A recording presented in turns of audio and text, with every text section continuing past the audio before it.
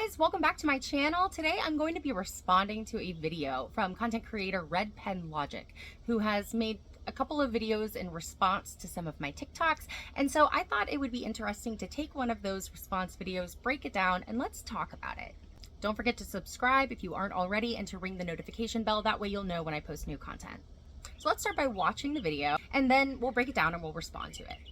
You know, if you don't accept Jesus, you're going to go to hell, right? But I thought he was a loving God. Why would he send me to hell? Oh, he's not going to send you there. You send yourself there. Oh, okay. Well, I just won't go. What do you mean you won't go? Oh, I'll just choose not to go to hell. But you don't have that choice. Yeah, but you said that God doesn't send us to hell. Right, you send yourself. Great. Well, then I choose not to go. You can't just choose not to go to hell if you don't accept Jesus as your personal Lord and Savior. But if I choose not to go to hell and I go anyway, it's because somebody made me go. So who's making me go to hell? Does God send people to hell, or do people choose to go to hell? Here's my 2 cents in 2 minutes. God does send people to hell, but it's because of the sins people choose to commit.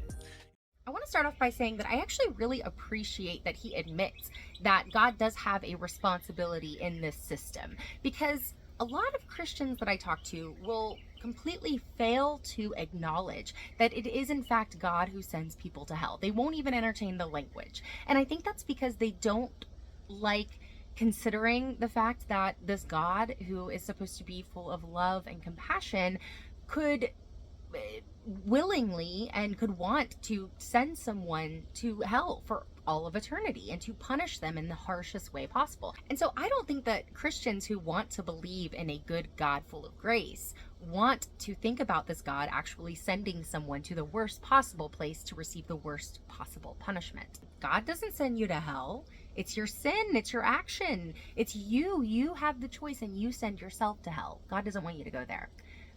But I don't think that that's the case. In other words, we choose sin, not hell. But when we choose sin, we get hell because hell is the just punishment for sin. Now, those of you who watch my content regularly know that I'm going to push back on this. In a previous video, I talked about God's perfect justice and why I don't think that anything about God's system for salvation and punishment has anything to do with justice or looks like justice in any way. And if you want to watch that, I'll link it in the bio.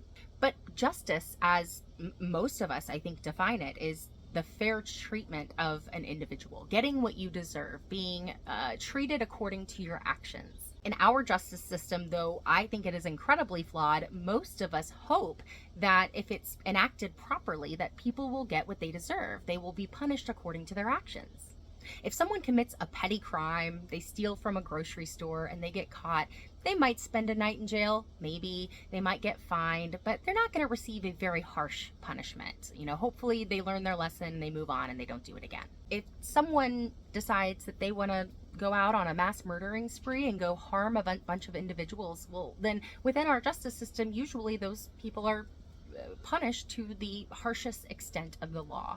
And so we already see kind of a level system. You know, we see that smaller crimes don't receive as harsh of a punishment as more serious crimes because, well, that's just, that's getting fair treatment. So within that framework, which I think we all agree is a just system, how is it justice when within God's system, every crime is punished to the harshest extent of the law? That person that stole an apple from the grocery store is going to be sentenced the exact same way that the person who went out and decided to mass murder a bunch of people would. The punishment needs to fit the crime in order for the system to be just and fair. So already he's making a very confident statement about the punishment for sin being just, but as we break it down, we're seeing that this is not very just. Just committing any sin at all is worthy of the harshest possible punishment. And I don't know how that translates to getting what you deserve. An illustration might help.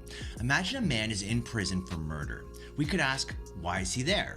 Well, at one level, he's in prison because a just judge sent him there. But that's not the whole story, is it? We all understand that he's in prison as a punishment for a crime he committed. After all, if he hadn't committed the crime, the judge wouldn't have sent him to prison. Notice the man chose murder, not prison, but he gets sent to prison as a punishment for murder. So let's work with this analogy a little bit more. At surface level, sure, it makes sense. You know, a person doesn't choose prison, they choose a life of crime, and because they chose the crime, the prison is the natural punishment for that.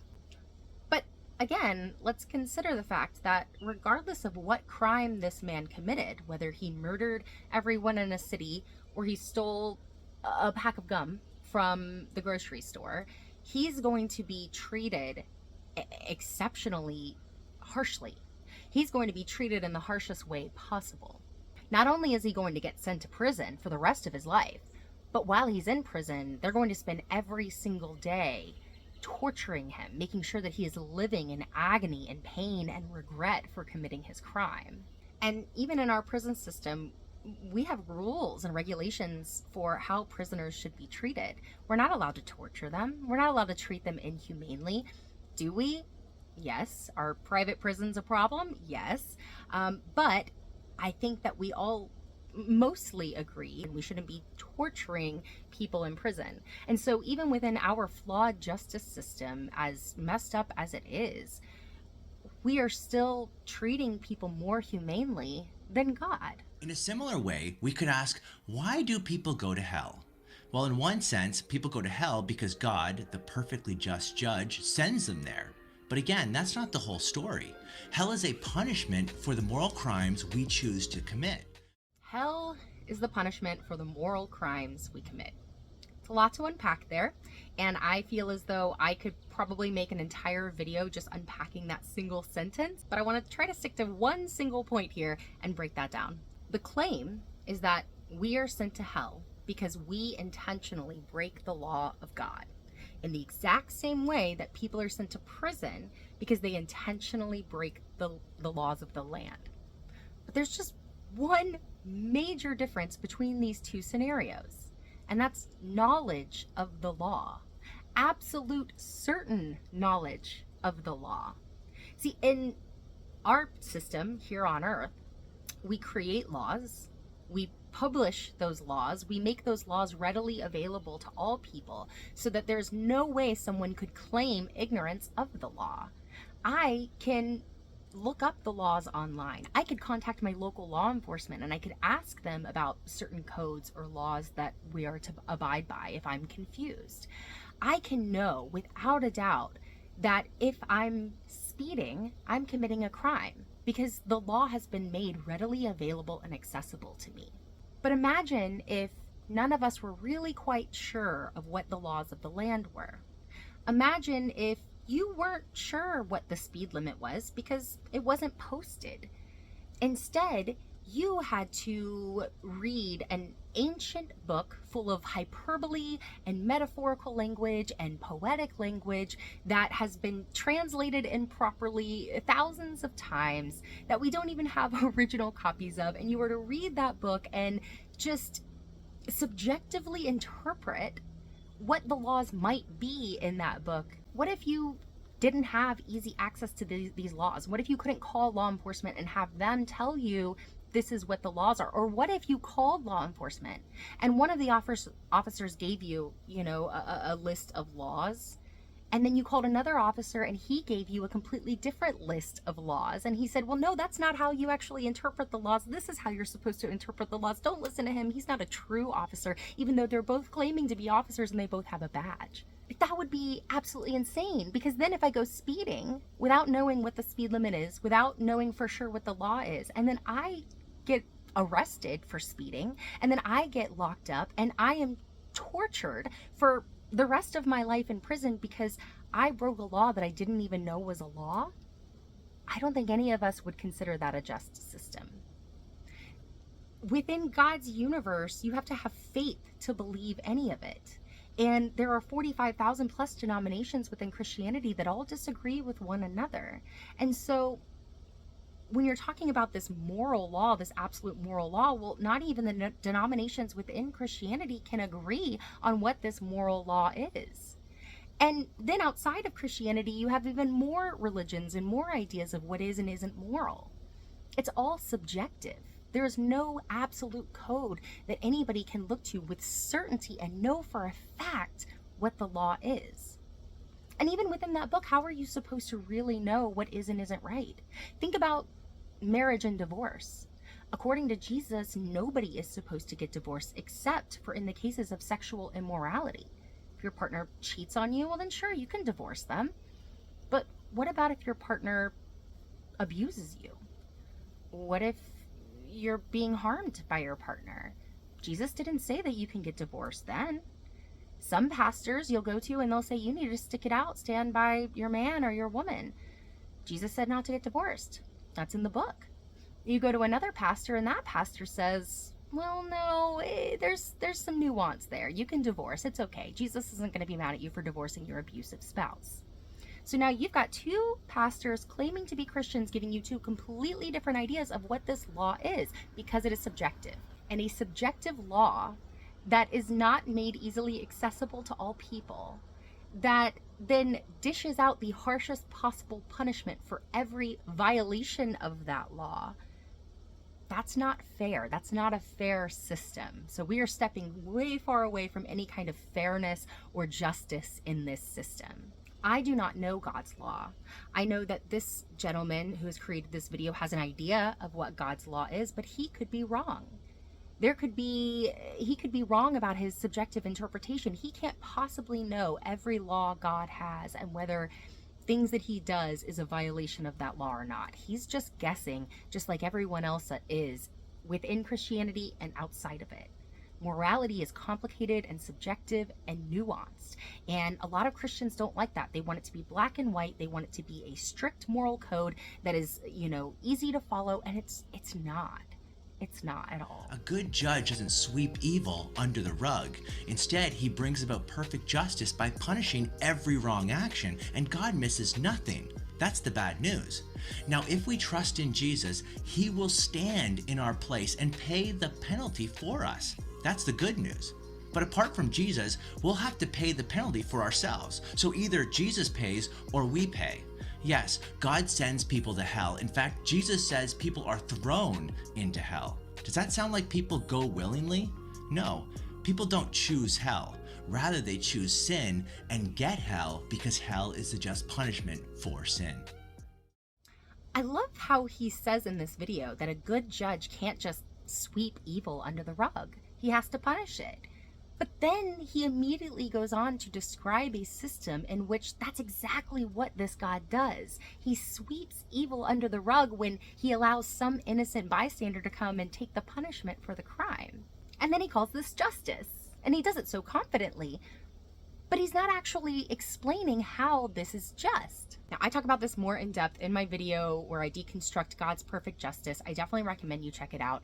But in short, is it fair, is it just to allow someone who has committed a terrible crime like murder, as given in the example, is it just to let that murderer walk free without paying for his crime, while an innocent bystander who has not committed a crime gets sentenced to that punishment that the murderer should have been sentenced to?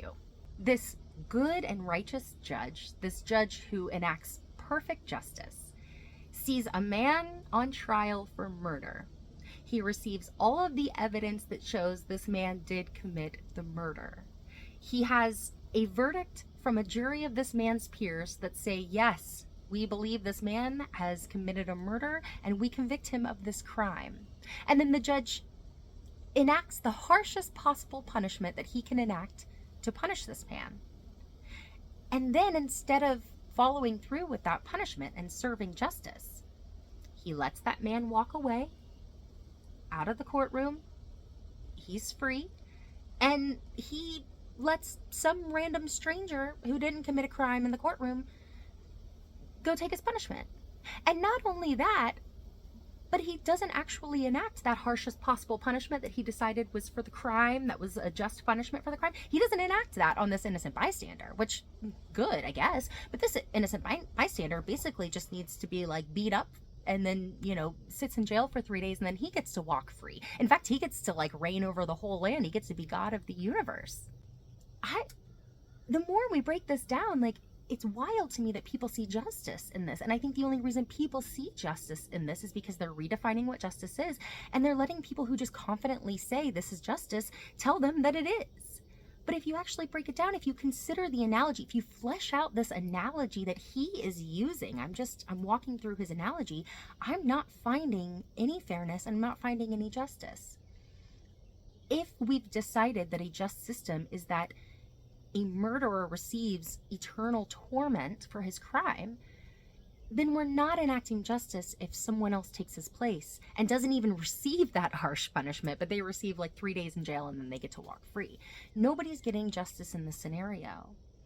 And to break this analogy apart even more, what determines if the judge allows that innocent bystander to take his place while the murderer walks free is what the murderer believes about the judge.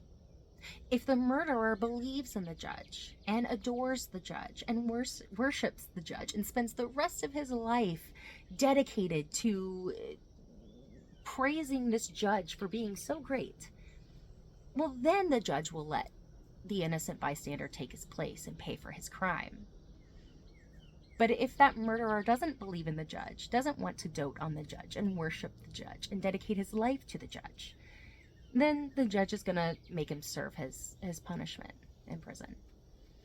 And so it's no longer about serving justice. It's no longer about making sure someone is punished according to their crime, receiving, proper treatment for their actions.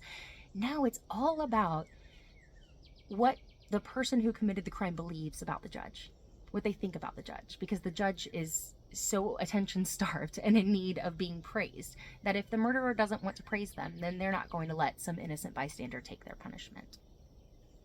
I hope I gave you a lot to chew on. I hope that I perhaps gave you a different perspective in this. I know what it's like to be in the position where you're newly deconstructing. You have been indoctrinated to believe these things that this person, is presenting in his video. And when stated very confidently, and when you're indoctrinated to believe it, it can be very difficult to kind of break free of that, to apply critical thinking and to really flesh it out all the way through. A lot of us were not even given permission to apply rational thought and critical thinking to these things. So I think it's really important that you stay encouraged to ask the hard questions and to push back on these narratives that they've been feeding us for so long. Because if you just start thinking about it, if you deconstruct it and break it down a little bit, you're going to really see it all fall apart. And you're going to realize that they might be speaking very confidently, but the substance of what they're saying doesn't always add up. And that's really all I want to say. I'm not telling you how to see this. I'm not telling you how to view justice or salvation or grace. And you might see it differently than me. You might see it differently than this other content creator. You might see it differently than both of us, and that's okay. The important thing is that you think for yourself. You ask the hard questions and you allow yourself to explore these narratives and not just let some person that is confidently giving you the information determine how you feel about it. Thank you so much for watching this video. I'd love to hear your feedback. Let me know what you thought in the comments. Give it a like if you enjoyed it. Share it with your friends and family if you feel inclined to do so. And if you're not already following me on TikTok, you can find me there at christy.burke. Don't forget, I do have t-shirts up at my shop, jezebelvibes.com/shop. I will link that in the description as well. I hope you have a great day. I hope I gave you something to think about, and I'll see you next time.